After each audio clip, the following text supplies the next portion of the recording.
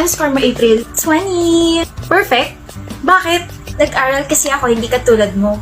Nag-aral ako. Oo, mga 5 minutes lang kasi mas inuna mo yung jowa mo. Babawi ako.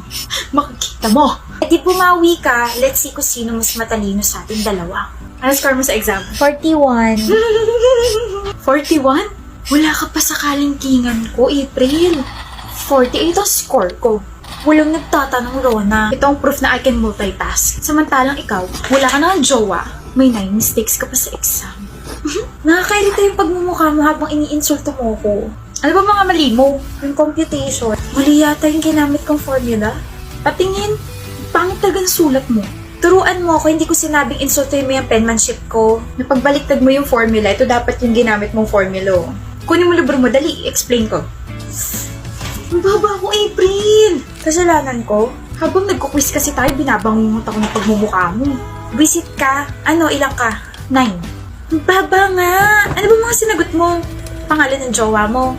Pangalan mo siguro nalagay ko kasi palagi kang mali sa paningin ko. Hindi kita pinalaking ganito, BFF. This is not you.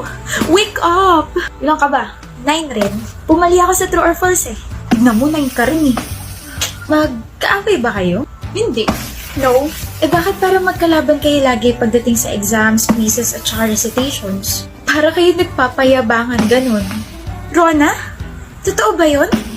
Are you competing with me? Are you threatened? Bring it on. Ganun ba gusto mo? Alam mo, Kayla, this is just how we motivate each other. Friendly competition, tapos kami lang yung nagkakaintindihan. Pero okay kaming dalawa. Hindi kami magkaaway, di ba? Oo, hindi kami magkaaway. Palagi ko nga siyang tinuturuan kasi mas matalino ko kaysa sa kanya eh. Mas matalino ako. Mas napaka-sobrang talino. Mag-best friend nga talaga kayo. Kayo lang talaga nagkakaintindihan. Excuse me.